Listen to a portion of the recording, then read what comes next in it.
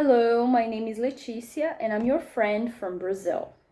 Well, this video is not going to be easy, but I'll try my best. If you don't know, if you don't live in a cave and you don't know what's going on in Brazil right now, we are experiencing flooding in Rio Grande do Sul, which is the last state in the south of Brazil and and has a frontier with Uruguay, the coldest, I think, state of Brazil, and they are experiencing, like I said, flooding, and it's been a disaster. First, let me give you some information about it, and then we can talk more about what's going on. So the first rain or the first alerts that the government gave to the people from this state were in April 21st, and then 4 days later, Sul, which is a center of meteorology in Rio Grande do Sul, they said that the same thing that happened last year could happen this year, so they sent this alert to the people of this state. And then in April 27th, Canoas, Novo Hamburgo, and Porto Alegre, they registered the first floatings happening. And then from this day on, the things just got worse. Guys, literally, if you search on TikTok, YouTube for videos, you're gonna see that literally the state is underwater. Like 80% of the state is underwater. Just a few cities and just a few parts of the states aren't underwater. So I think it's the most terrible flooding that I have ever seen in my entire life. I'm 28 right now, and I've seen flooding and disasters in Brazil, natural disasters, since I was born. But this one, it's unbelievable. I live in São Paulo, Brazil, and what is going on in our country is that people from other states are helping people of Rio Grande do Sul. So we, the society, we, the civilians, we are trying to help. We're making donations. So we send money, we volunteer, we gather and send through the post or through other types of transportation like buses or even cars or planes. We send food, we send water. They really need water, which is very ironic because they are underwater, but they can't drink that water.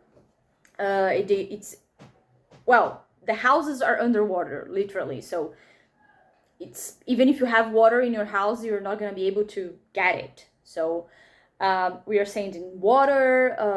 We are sending, well, it's getting cold there because I said, like, in the south of Brazil, if you don't know, it's 3 states in the south of Brazil, and they are cold states. They are the coldest states of our country. So it's starting to get cold there because here we are in fall here in Brazil right now. And from from Wednesday, from this week on, it started to get colder and colder.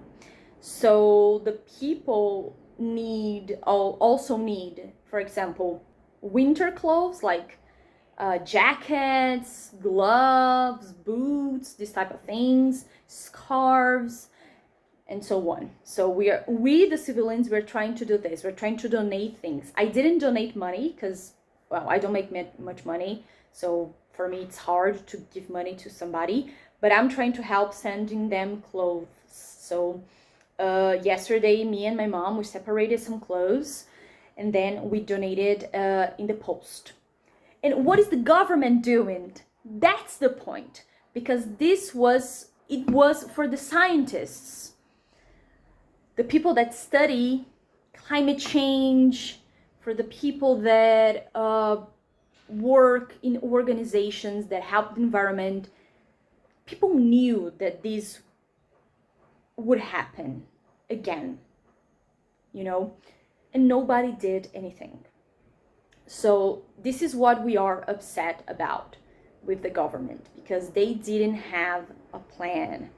They didn't have protocol, nothing. So they are just improvising. Literally, they are improvising. They don't know what to do. And the governor of the state, actually, he made some changes in some laws regarding to environment. So yeah, we have people that are actually responsible. We have a few enterprises. We have some politicians that are responsible for this, and the people that pay the price for this destruction. Of course, everybody needs to do their part. We have to do what we can in our daily lives. Me, for example, I'm a vegetarian. I try to help vegan projects, and I also recycle. I try to take care of my neighborhood and this kind of things. But me alone, I don't change anything. We need, like, the society to do something.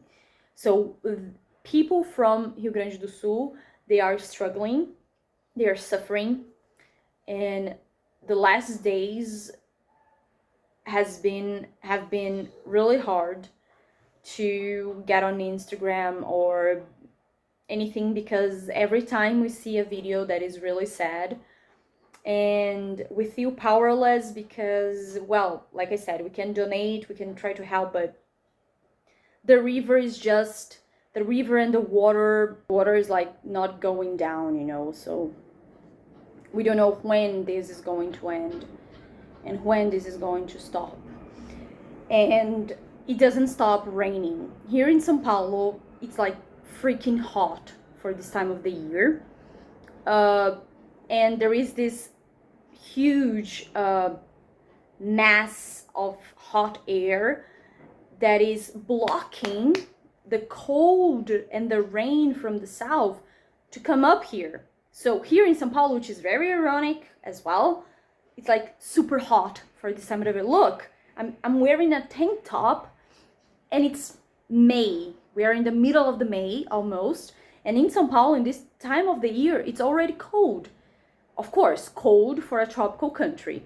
Okay, not cold like in the United States that it snows and this kind of things. But for example, usually in the fall, we have temperatures between 15 and 25 degrees, 23 degrees Celsius. When it's winter, the temperatures get even lower.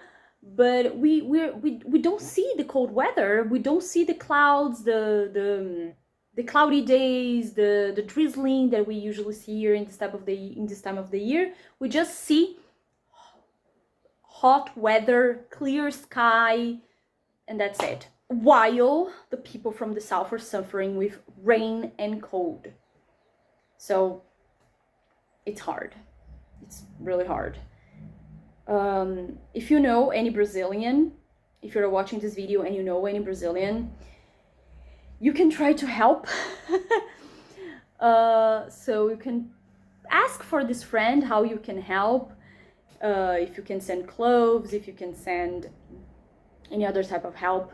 One thing that people are actually doing here in Brazil, we the Brazilians are doing, and I'm so happy people are conscious about it, is that people are not just rescuing people, they're rescuing animals as well. So more than 10,000 animals have been rescued. So I'm really happy about it, because I get really sad with the pets, you know, dogs and cats mostly, but we also have rabbits and birds sometimes. But we also have animals, like farm animals, like cattle, pigs, chicken. So we are trying to save all types of lives, you know. So there is this sentence here that no one gets behind, no one's left behind, or no one's going to be forgotten. That means that everybody's going to be rescued.